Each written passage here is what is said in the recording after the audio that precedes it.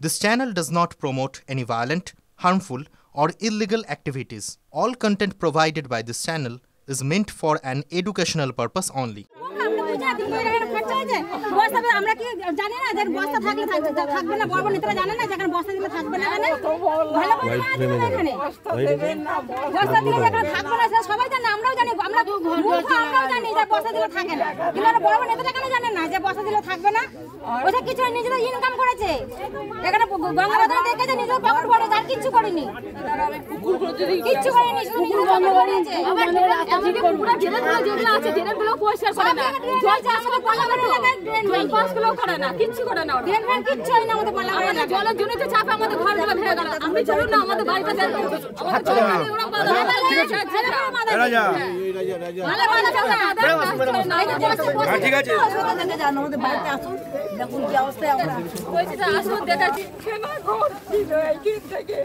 সব পড়ে গেল, হাড়ি কড়া তরকারি দিই সব রাতে হুড়মুড় করে পড়ে গেল।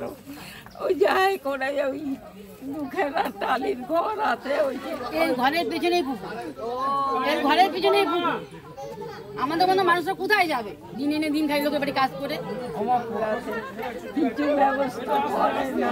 আমি আজ দেখে গেলাম, আমি কথা দিচ্ছি, আমি কি কথা বলবো? কাজটা তো আমার নয়, অন্য মানুষকে বলে কাজটা করাতে হবে। আমি আমার তরফ থেকে যতটা সম্ভব আমি চেষ্টা করবো, আর তোমাদের ভালো রাখতে পারি, সেই জন্য কিন্তু এতটা মানুষ ছুটে এসেছি তোমাদের দেখার জন্য।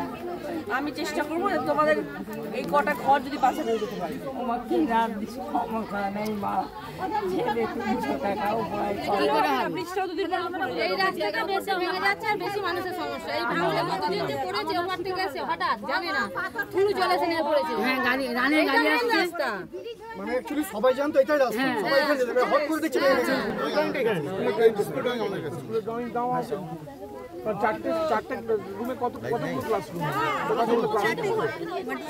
মানুষের যে কি দুরবস্থা এই মুহূর্তে এখানে, এবং শুধু বন্যা নয়, গঙ্গার ভাঙনের যে কত মানুষের ঘর বাড়ি চলে যাচ্ছে, সেটা আরো একবার আমি এখানে এসে প্রত্যক্ষদর্শী হলাম। কারণ আমি যখন প্রচারের সময় এসেছিলাম, আমি যেই জায়গায় দাঁড়িয়েছিলাম, যেই জায়গায় দাঁড়িয়ে আমি সব দেখেছিলাম, সেই জায়গাটা এখন আর নেই। তার পাশে একটা মন্দির ছিল, সেই মন্দিরটা নেই। মানে 3 মাস আগের ঘটনা বলছি। 3 মাসের মধ্যে 4-5টা বাড়ি চলে গেছে, মন্দির চলে গেছে, রাস্তা চলে গেছে, এতগুলো মানুষ ঘর ছাড়া হয়ে রয়েছেন। মানে অভাবনীয় একটি দৃশ্য এবং খুবই বেদনাদায়ক। এর যে কি করে যে এটা কি করণীয়, এটা কিভাবে কি করা যায়, সেটার জন্য এখন বিশাল বড় একটা লড়াই। কারণ আমি অলরেডি লাস্ট টাইম যখন পার্লামেন্ট সেশন আমার হয়েছিল, আমি সাংসদ হিসেবে সেখানে এই কথা তুলেছিলাম যে গঙ্গার ভাঙন বলাগড় নিয়ে ব্যবস্থা করুক সেন্ট্রাল, কারণ এটা সেন্ট্রালের হস্তক্ষেপ ছাড়া আমরা কিছু কাজ করতে পারবো না। কারণ এটা বিশাল বড় একটা কাজ, সেখানে সেন্ট্রাল পাশে যদি না থাকে তাহলে আমরা এই কাজ করতে পারবো না। না, আমি তো কলকাতায় ছিলাম না, আমি আসলাম পরশুদিনকে, এবং আসার সঙ্গে সঙ্গে আমি এখানে এসেছি। জল যদিও কমে গেছে, কিন্তু তারপরে আমি মানুষের পাশে এসেছি, যাতে তারা যাতে ভালো থাকে, তাদের জন্য কিছু ত্রাণের ব্যবস্থা করা হয়েছে, যারা ঘর বাড়ি যাদের ভিজে গেছে, যাদের মাটি ঘর নেই, তারা যাতে অসুবিধে না পড়ে, বাচ্চাদের যাতে খাওয়া দাওয়ার অসুবিধে না হয়, সেই জন্য আমার এখানে আসা এবং সব মানুষের পাশে থাকাই আমার দায়িত্ব, কর্তব্য, এবং সেই জন্যই আজকে এখানে এসেছি, যাতে আগামী আমি তো তাই ভাবছিলাম যে যেখানে এত নিচু গ্রাম এবং সেখানে এতখানি জল ছিল, সেখানে তো সাপের উপদ্রব থাকবেই, এবং তার জন্য যা ব্যবস্থা নেওয়া উচিত সেটার জন্য আমি এখানকার যারা আমাদের জেলা সভাপতিরা রয়েছেন, ব্লক সভাপতিরা রয়েছেন, তাদের সবাইকে আমি অনুরোধ করেছি যাতে মানুষ যাতে সুস্থ থাকতে পারেন। সেটা হচ্ছে সব থেকে বড় কথা। জল যদিও কমে গেছে, কিন্তু তারপরেও মানুষের থাকার মতন ব্যবস্থা থাকতে হবে, যাতে মানুষ সুস্থভাবে থাকতে পারেন। তার জন্য মুখ্যমন্ত্রী জানিয়েছেন এটি ম্যানমেড, সেখানে ডিবিসি জানাচ্ছে আমরা জানিয়েই জল ছেড়েছি, কি বলবেন? দেখুন, যেটাই হয়েছে সেটা খুব খারাপ হয়েছে, আমার সেই ব্যাপারে কোনো মন্তব্য করার নেই। মুখ্যমন্ত্রী যেটা বলছেন, সবসময় মুখ্যমন্ত্রীর কথা আমরা ধার্য করে চলি, এবং তিনি আমাদের গুরুজন মানুষ, তাকে আমরা সম্মান করে চলি। তিনি যখন কোনো বক্তব্য করেন, তিনি অনেক ভেবেচিন্তে বক্তব্য করেন। তিনি যখন সেই বক্তব্য করেছেন, আর সাধারণ মানুষ যাতে এরম ধরনের একটা অসম্ভব রকমের একটা দুর্নীতি সামনে এসে পড়েছেন, এবং এমন একটা সিচুয়েশনে এসে পড়েছেন যেখানে না জানা অবস্থায় কুইন্টাল জল বেরিয়ে আসছে, এবং সেখানে মানুষের এরকম দুর্ভাগ্যজনক অবস্থা যে বাড়ি ঘর কিচ্ছু নেই, রাস্তায় মানুষ দাঁড়িয়ে পড়েছেন। আর এটা ওনারা বলছেন, ওনারা জানিয়ে পাঠিয়েছেন, সেটা অ্যাকচুয়াল কি ঘটনা সেটা তো আমাদের কাছে এই মুহূর্তে জানা নেই। এলাকা দেখলেন আপনি, কিন্তু বিধায়কের দেখা মিলল না, কি বলবেন?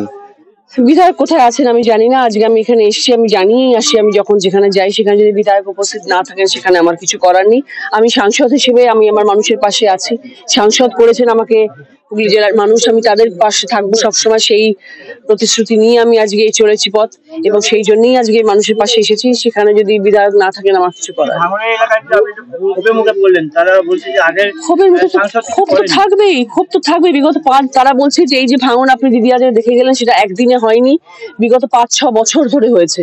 তো 5-6 বছর ধরে যখন এই ভাঙনটা শুরু হলো তখন আমি জানি না এই আওয়াজ কেন তোলা হয়নি, আমি জানি না তখন কেন কোনো রকম কাজ করা হয়নি। বাঁধিয়ে রাখলেও কিছুটা হতো। ভাঙন রোধ তো একটা বিশাল বড় কাজ। গ্রামবাসীদের অভিযোগ যে লোকাল নেতারা সেই টাকা খেয়ে নিয়েছে।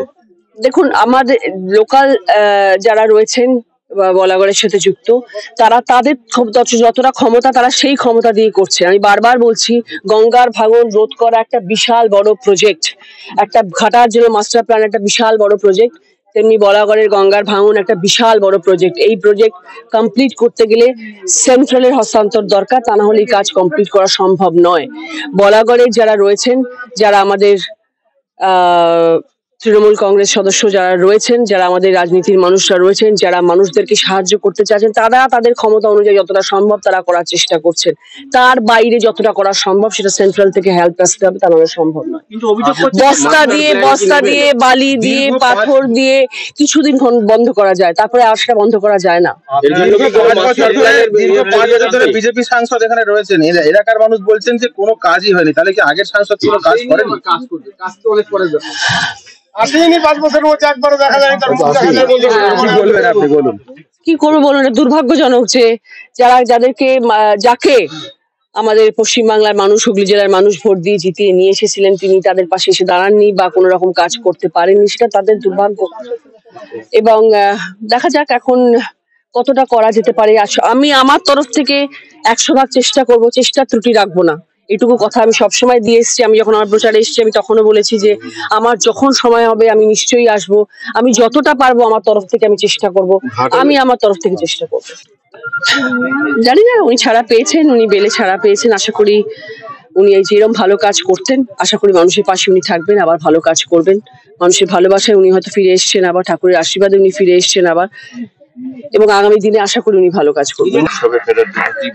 আমাদের মাননীয় মুখ্যমন্ত্রী এমন একজন মানুষ, তিনি শুধু নিজের কথা ভাবেন না, তিনি সবার কথা ভাবেন। তাই জন্য তিনি বলেছেন উৎসবে ফিরে আসার জন্য, কারণ তার মনের মধ্যে এই জিনিসটা সব সময় ছিল যে আজকে শুধু উৎসব মানে উৎসব নয়, উৎসব মানে খাওয়া দাওয়া নয়, উৎসব মানে আনন্দ নয়, উৎসব মানে হচ্ছে প্রচুর মানুষের রুচি রোজগার। এই জিনিসটা দিদি মাথায় রেখেছেন বলে দিদি সবাইকে অনুরোধ করেছিলেন উৎসবে ফিরে আসুন, এতগুলো মানুষের ঘরে হাসি ফোটান, তাই জন্য বলেছিলেন দিদি। সেই জিনিসটাকে সম্মান করবে।